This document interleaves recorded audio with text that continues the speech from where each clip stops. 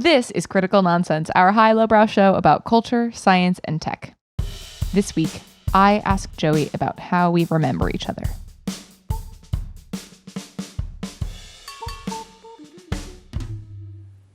Woo! 125,600 podcasts. That's how many we're going to do. We are at 199. This is what a Joey sounds like. Only a couple 100,000 more to go, and we are good. This is what an executive producer and Broadway chanteuse, Jess Vander, sounds like. Oh boy, this is Jess. I couldn't think of what is it. My knowledge of Broadway or the theater is not very vast. And so I was like, oh, I'm going to say Jess is something about Broadway. I have no words and no terms. That. Yeah. What do you, what are the people on Broadway? Just actors, I guess. I don't know. Anyways, you're like an EGOT waiting to happen is just really what I want to say. That's so nice, I guess, but I don't need awards to validate me. Liar. That's so true. I love affirmation in any format, especially quantified. Especially when I'm beating other people. Winning. Anyway. We don't have housekeeping. Send us an email. This is nonsense@sylvain.co. Point of order. What if we do? And is that thing that in preemptive celebration of our near 200th, you heard it, episode of Critical Nonsense, we are seeking special thanks for a special thanks extravaganza. And if you have any things you'd like to thank or things maybe you'd like to pass along for us to thank, send us a note. That is all. Thanks. Thanks. All right, Jess. Do you want to go first? Do you want to go second? I'll go first. We should have first. covered this ahead of time. It'll be speedy. All right. It starts with a sad thing, but also a celebratory thing. We had talked a little recently about the U.S. culture of being afraid of death. And I have to say, I have another topic on the subject of death. I was looking at, since I'm working on news and I'm thinking about news all the time, was scrolling through and seeing a few in memoriam posts over the last few weeks of folks that have passed, and to name a few, the tragic death of Takeoff, Aaron Carter passed, Leslie Jordan, Robbie Coltrane, Angela Lansbury, and it was, of course, for anyone's different relationship with these public figures, it was interesting to me to see the photo that was chosen to represent each of these individuals in celebration of their life or in memoriam. And I started thinking about how it is that we choose to remember people, or how we choose to think about people in general, even if they change over their lifetime, even if they do great things or bad things. There is sort of this stickiness to a specific moment or period in time that we like to sort of keep someone in sort of a very protective, like an imaginary protective case. And I am just really interested to explore this idea with you of how do you choose what moment in time represents somebody? I think it's interesting that you are in your like morbid season as just an observation more than anything. Second small note, we spoke about composting our bodies last week, and it turns out like after we spoke about it, there's a company called Recompose that is doing that. So we're onto something. We are onto something. To the point of order. No, people don't say that. The Parliament, they do. You hold your wig. I think this idea of sort of hermetically sealing a memory is interesting, and using this like obituary photo or like in memoriam photo is an interesting take on it, right? There's always going to be, I think, a recency bias in those photos, right? I guess, like, if you think about the, like, Academy Awards in memoriam, they'll typically give a few photos of each person, so you'll see, like, a glimpse of the arc of their career. But if you have to distill someone down into that single photo, you wind up, the Leslie Jordan example was like, I guess he was silver early, but it was a lot more like in his recent fame in social media more than in like Will and Grace photos that I was at least seeing in some of like the things. It forces you to have conversations about like things that we don't really like to talk about, right? Like the idea of like, when did you peak? Yes. When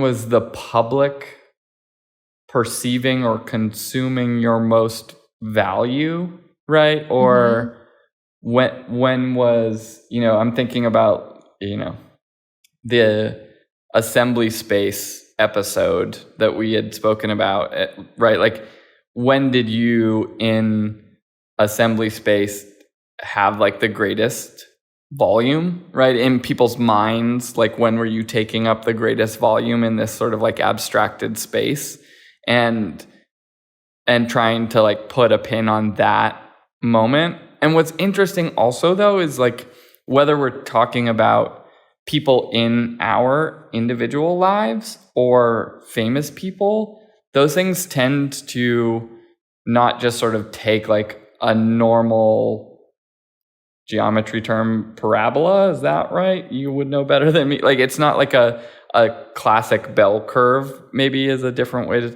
where it just sort of goes up and then comes down and disappears. Like, there are these ups and downs, right? A relationship with a good friend that you knew when you were young, but then separated a bit from college, but then reconnected with later. And like, so the sort of greatest impact to your life of an individual can wax and wane. And you might have like to have to choose when was, are you trying to remember them from the moment that they picked the greatest value, or are you trying to, through a photo, capture the greatest distillation of who you believe them to be? And perhaps either way, you're still acknowledging that choice shapes is not just the selector, but it's sort of like that is how anyone else who's seeing this or interpreting this is going to, the associations that come with how that's presented will come with it. Like, maybe this is my season of morbidity, but it takes me to, what there are so many patterns of this in terms of the photos selected of victims of racist shootings, and how I think from I don't know what the stats are. I hope we are getting better at this, but presenting the victims in a positive light, as opposed to, or even, there are so many strings that you can pull to paint someone as a villain versus a victim, even in those really dark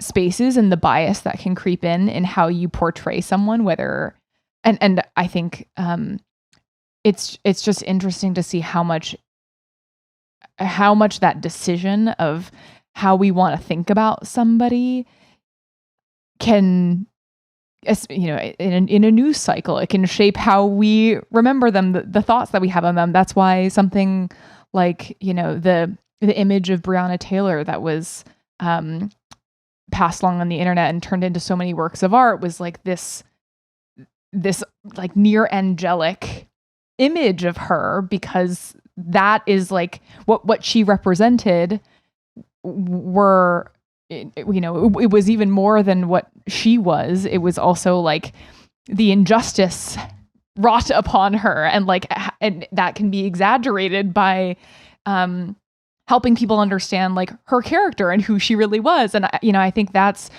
it also takes me to another thing. So not only the potential bias or how much influence that decision of how we want to remember someone has, but also I really was struck by the word you used of like when somebody peaked, and what that even is interesting. Is it the peak of someone's power, the attention that they have over the public mind, beauty for women, like when they looked the best,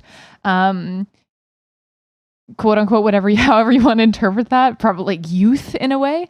It's just so interesting of like all of the different factors you might pull on to really like reconstruct how we remember people. Yeah,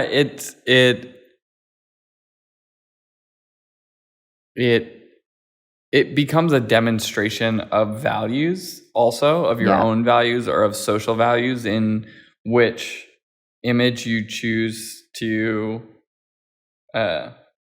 use of a person to remember them in these instances. But there are also it's a reminder that, right, like this idea of in memoriam, right, is about like remaining in memory of the attempt to not forget a person, which also fits with like the assembly space conversation, right, of like the attempt to create a maintenance of some aspect of a person over time, that you might be able to draw on that concept again in the future for one reason or another. But the idea that like it is a flattening, right? When we wrote the dots, and we were talking about influence in the book, the dots, you can buy it on Amazon or something. Joey wrote it, folks. See his doodles. But we spoke about this idea of like the God algorithm, but through the lens of different famous people, and the fact that you can use a famous person as an algorithm for your own decision making in contexts that they've never been in, but you have an idea of like what they might do, right? A concept, and so you apply it. Yeah, but it like you have no control over how you're flattened, right? In the especially book, we spoke a lot about like. Yeah, if you did. But like Beyonce, right? Like if a young, or Taylor Swift, if some young person is looking up to them and is going through their first major breakup and turning to different algorithms to say like, how did these people deal with a breakup so that I can also emulate that? Like, Beyonce or Taylor maybe didn't actually handle breakups that way, but they've created this construct through their art that then you're flattening, and they become remembered through their art versus who they actually were as a person. I love the idea that the people who are best able to control the way they are remembered are those whose mark they left on the world was something where, I'm not going to describe this eloquently, but where their life was some curation of themselves. That could be artists, that could be politicians, but someone who is spending their days trying to craft how they want to be remembered in a way. Right. I mean, if you think about someone, I was thinking about James Dean when you were talking about this, right? Because he died very early. Like, I want to say he only made like 3 major movies or something like that. But because it was such a low volume of art that he created, everyone knew him based on the art. There's like one photo, you can find many photos of him now with Google of like screen caps of those movies and stuff. Yeah. But there's like one image of him like standing against a wall in a jean or in a leather jacket, like, and it has sort of become this sort of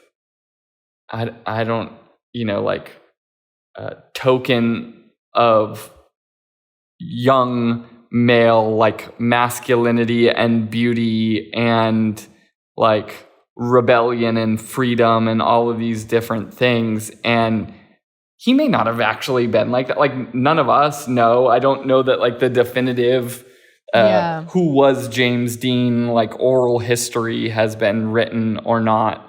But he is now remembered for those things that have become the image as opposed to anything that he actually was. Right. It's such a concentrated pool of evidence, right? Like, it's all what a twisted result of not lasting very long or getting to experience life is like the result is that what you're remembered for is just a few things. That's all we got to go off of, which is maybe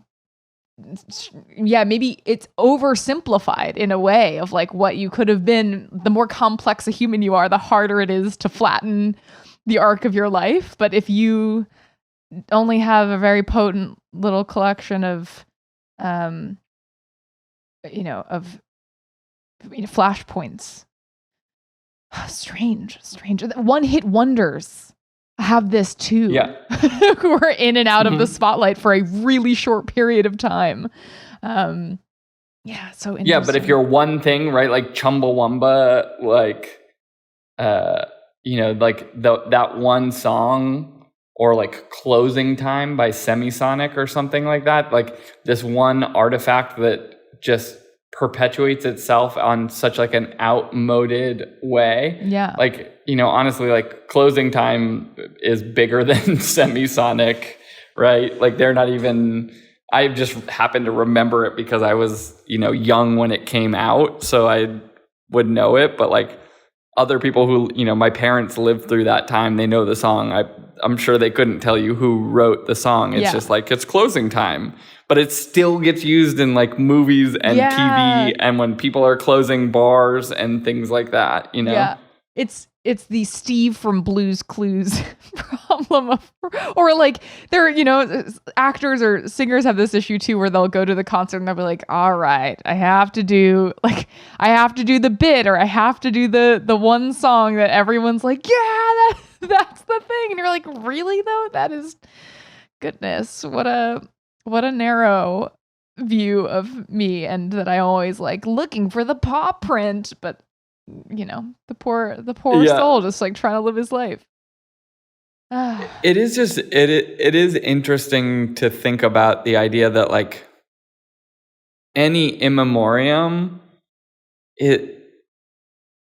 the memories that you're keeping are like, it's an attempt to remember some narrow band about a person for greater public utility. It is not actually an attempt to remember that person in any kind of complex or holistic way, except for a select few people, right? Like maybe even just like that person's Dunbar number, or that person's like even lower than the Dunbar number, right? Of like 150.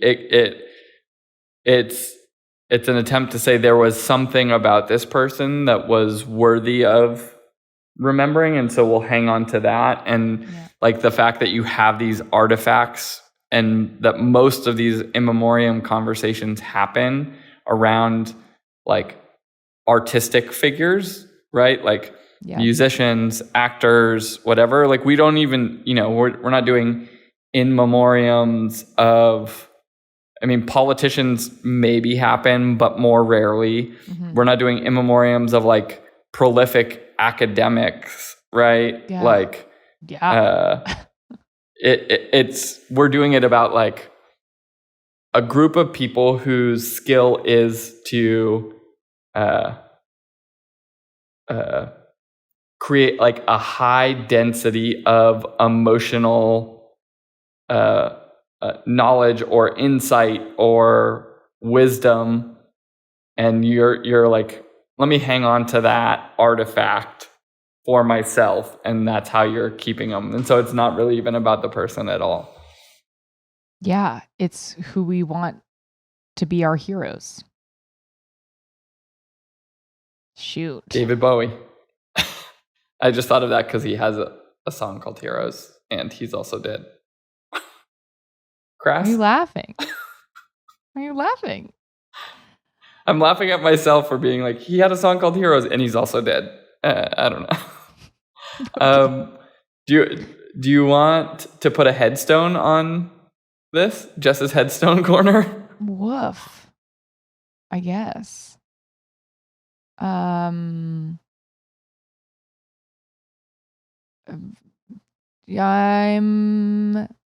not going to apologize for bringing some of this morbid chatter to the show.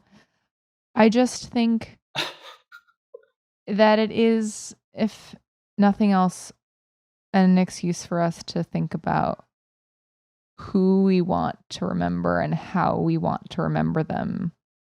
And does it matter which ones are elevated to sort of the public eye? And I don't know,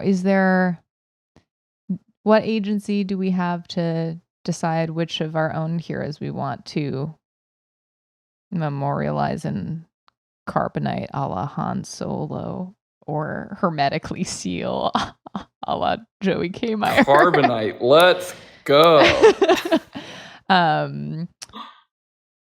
Yeah, I don't know. Food for thought. That's what I always say when I don't really know where we've come to or where we've gone. But do you know what you would want on your headstone? Woof. It's too soon to say. I'm still becoming Woof. myself. It's too soon to say. That's it. I'm writing it down. That's what I'll put on your headstone. Got it. You'll be the spokesperson for my epitaph. It'll just say, actually. Well, actually, Joey, that is going to be... That's going to be technically. Actually, technically. I have no idea what I would put. Heller. He came, he saw. He came, he saw, he farted. I don't really? know. Do you think farted is written on any headstone in any graveyard? I bet no. Nothing if not like a seemingly rule breaker. Inappropriate. No, it's definitely someone's done it. I mean, now I'm like reopening things, but like the yearbook quote is like a funny example where you get to like test this out for yourself and you get control early. It's your pre-headstone. Yeah, and I don't even know if people are still doing yearbooks anymore, but like the idea of like you get to pick one quote, and if your friends or whoever go back and look at this thing in 20 years, it's like, that's the thing. That's what they're going to like call up for you. And it's an interesting example of when you get to choose. Like, should there be things like, at our company, should we have like some wall where everyone gets to like leave a quote if they leave the company, and it's like that's their death. They're dead to us. Can you imagine doing like someone gets fired and there's an exit interview and they're like, also we're gonna need your quote to put it up on the wall. Sidebar, the voiceover artist Mel Blanc, who was the voice of Bugs Bunny, Daffy Duck, Porky Pig, etc., of the Looney Tunes, on his headstone is "That's all, folks." Wow. Okay. Like snaps. Good though, on him. Right? Yeah. So many levels, right? Like so many. He's like, this is basically what I did my whole life. I just did cartoon animal voices, and they ended with this. But also, I'm dead. And think also about it's funny. And it's a joke. Yeah. I mean, all right. Now I have to start thinking about this. Well, I'm gonna be recomposed anyways. So, do I even need a headstone? Aquamated. Yeah. There you go. I don't even know. Right. That would be unsustainable. Oh, actually, never mind. Just forget about it. Forget it. All right, It's Joey. irrelevant. That's a wrap. All right, shut it down. That's all, folks. In memoriam of this episode. Critical Nonsense is a Sylvain production. Brought to you by that's Wookiee Morning for your carbonite.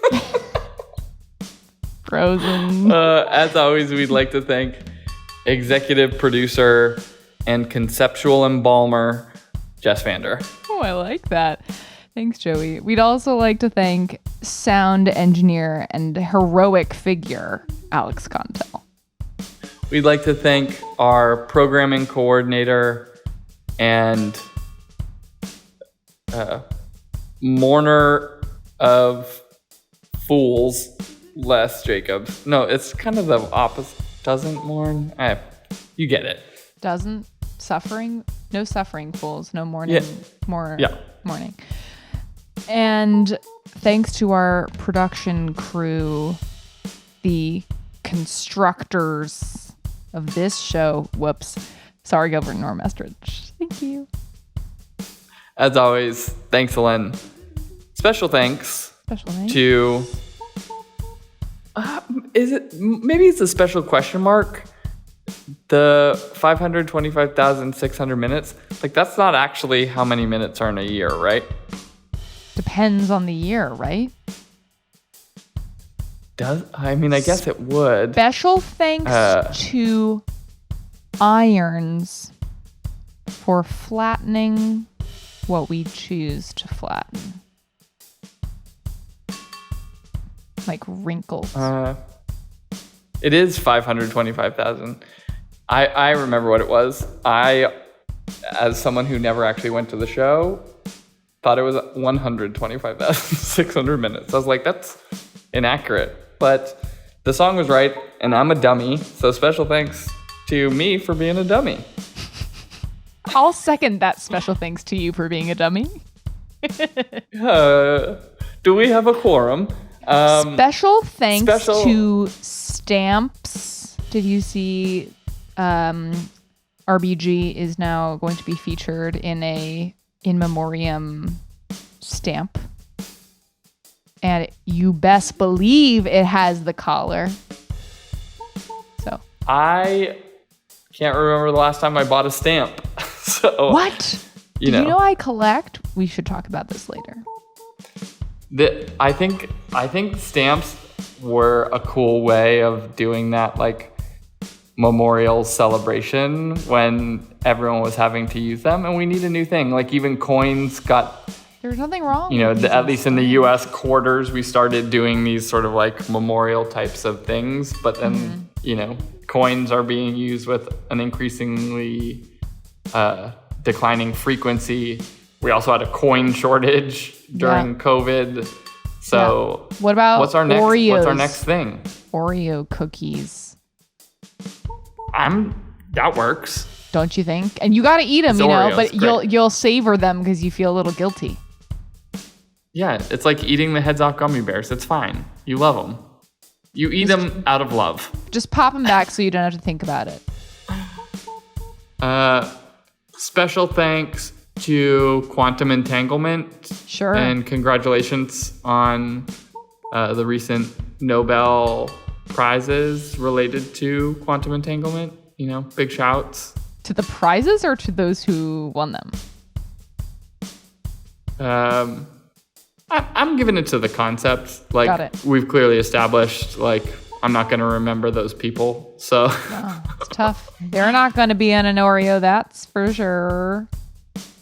well, that's it. I guess that's This it. episode's dead. Nice. Compost it. Put that in a bucket and compost it like your body when you're dead. Because you did. All right. Thank you. Love you. Bye.